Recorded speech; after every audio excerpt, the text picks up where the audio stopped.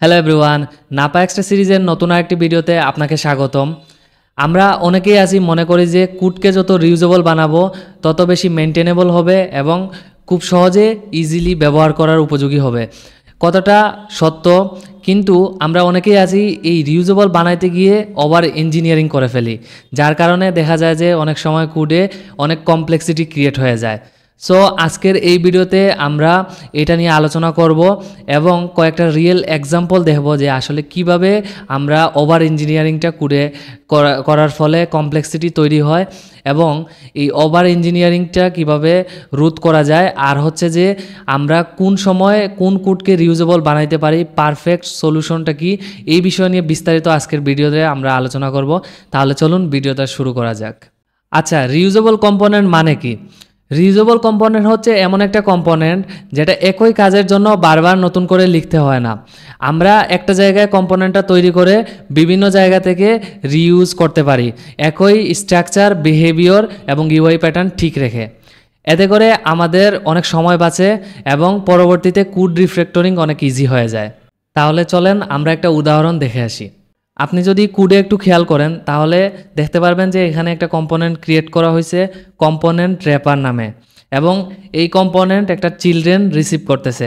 এখন এই চিলড্রেনটা যে কোনো কিছু হতে পারে, একটা টেক্সট হতে পারে, একটা এলিমেন্ট হতে পারে, অথবা মাল্টিপল এলিমেন্টসও হতে পারে। আর এইখানের মধ্যে কি করছে, চিলড্রেনটা রেন্ডার করে দিয়ে দিছে এবং ডিফল্ট কিছু স্টাইল আছে যেটা হচ্ছে এইখানে ক্লাস নেমের মধ্যে অ্যাড করে দেওয়া হয়েছে, আর র্যাপার হিসাবে একটা ডিপ রয়েছে। তো এটা মাল্টিপল টাইম বিভিন্ন জায়গা থেকে ইউজ করা হয়েছে, জাস্ট রিউজ করা হয়েছে, এবং এতে করে কি হয়েছে, মাল্টিপল টাইম আমার এই সেম ক্লাস নেমটা লিখা লাগে নাই, আমি এক জায়গায় এটা লিখে রাখছি, জাস্ট এটা কম্পোনেন্টটা ইম্পোর্ট করে ইউজ করছি আর ভিতরে চিলড্রেনটা পাস করে দিয়েছি, যার কারণে এটা একটা রিউজেবল কম্পোনেন্ট, আমার অনেক ইজিলি আমি বিভিন্ন জায়গা থেকে ইউজ করতে পারতেছি। আর যখন আমার এই কম্পোনেন্ট র্যাপারের মধ্যে স্টাইল চেঞ্জ করার কোনো প্রয়োজন হবে, তখন আমি জাস্ট এই কম্পোনেন্ট র্যাপারে চলে আসব এবং এইখান থেকে যে স্টাইলগুলো দেয়া আছে এইখান থেকে আমি চেঞ্জ করলেই যত জায়গায় এটা ইউজ করছি সব জায়গায় এটা চেঞ্জ হয়ে যাবে। আর এটাই হচ্ছে কিন্তু একটা কম্পোনেন্ট রিউজেবল বানানোর মেইন রিজন, যাতে করে আমরা কোডটা রিফ্যাক্টরিং করতে পারি অনেক ইজিলি এবং সব জায়গায় সেটা চেঞ্জ হয়ে যায়। আচ্ছা, এবার বলি রিউজেবল বানাতে গিয়ে অনেকে কিভাবে ওভার ইঞ্জিনিয়ারিং করে। যখন একটা জিনিস একটা প্রজেক্টে মাল্টিপল টাইমস ইউজ হয়, মিনিমাম 3 থেকে 4 বারের বেশি same architecture, same UI pattern রেখে, তখন সেটা রিউজেবল কম্পোনেন্ট বানানোর জন্য পারফেক্ট। কিন্তু আমরা অনেকেই আছি যে একটা রিউজেবল কম্পোনেন্ট তৈরি করি এবং ওই কম্পোনেন্টের ভিতরে এক গাদা প্রপস রিসিভ করি, ওই প্রপসের দ্বারা ওই কম্পোনেন্টের ভিতরে মাল্টিপল অপারেশন চালাই।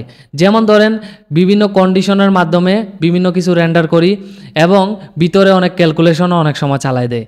এইটা রিউজেবল কম্পোনেন্টের রুলসের মধ্যে একদমই যায় না এবং এইটাকেই ওভার ইঞ্জিনিয়ারিং বলা হয়। এবার চলেন ওভার ইঞ্জিনিয়ারিংয়ের একটা এক্সাম্পল দেখে আসি। কোডের মধ্যে একটু খেয়াল করলে দেখবেন এখানে একটা রিউজেবল বাটন কম্পোনেন্ট বানানো আছে, কিন্তু এখানের মধ্যে কি ওভার ইঞ্জিনিয়ারিং করা হয়েছে সেটা আপনারা অলরেডি বুঝেই গেছেন। এইখানের মধ্যে এক গাদা প্রপস রিসিভ করা হয়েছে যেটা একদমই রিউজেবল কম্পোনেন্টের রুলসে পড়ে না। তারপরে ভিতরের মধ্যে অপারেশন চালানো হয়েছে অনেকগুলা, এবং জেএসএক্সের মধ্যে অনেকগুলা কন্ডিশন দেওয়া আছে, কন্ডিশনালি অনেক কিছু রেন্ডার করা হচ্ছে, যেটা মোটেও একটা রিউজেবল কম্পোনেন্টের মধ্যে পড়ে না। এইটাকেই ওভার ইঞ্জিনিয়ারিং বলা হয়। একটা রিউজেবল কম্পোনেন্টের পারপাস থাকবে একটাই এবং এর ডিপেন্ডেন্সি হতে হবে অনেক মিনিমাল, তা না হলে আপনি ঠিকই এইটা ইউজ করতে পারবেন, কিন্তু নতুন একজন যখন এই রিউজেবল কম্পোনেন্ট ইউজ করতে যাবে তখন সে অনেক প্রবলেমের সম্মুখীন হবে এবং তার কাছে অনেক কমপ্লেক্স মনে হবে এই কম্পোনেন্টটা। পরিশেষে একটা কথাই বলবো, নিজেকে কুল বানাতে গিয়ে এবং কোডকে স্মার্ট বানাতে গিয়ে কোডের মধ্যে কমপ্লেক্সিটি ক্রিয়েট করবেন না। যখন যেই জায়গায় সোজা কোডই কাজে দেয়, সোজা কোডই পারফেক্ট হয়, ওই জায়গায় রিউজেবল বানানোর কোনো প্রয়োজন নাই। যে জায়গায় রিউজেবল বানালে পারফেক্ট হবে ওই ডিপেন্ডেন্সি অনেক কম থাকবে, পারপাস একটাই হবে, শুধুমাত্র ওই অংশটুকুই রিউজেবল তৈরি করুন। এতে করে আপনার অনেক সময় বাঁচবে এবং ভবিষ্যতে যখন আপনি ওই কোডটা রিফ্যাক্টরিং করবেন তখন একদম ইজিলি রিফ্যাক্টরিং করতে পারবেন। সো আজকের ডোজ এই পর্যন্তই। যদি আপনার কাছে ভিডিওটা হেল্পফুল মনে হয় তাহলে অবশ্যই একটা লাইক করে দিবেন, এতে করে আমি অনেক বেশি ইন্সপায়ার্ড হব। দেখা হচ্ছে নেক্সট ভিডিওতে, ততক্ষণ পর্যন্ত ভালো থাকুন, আল্লাহ হাফিজ।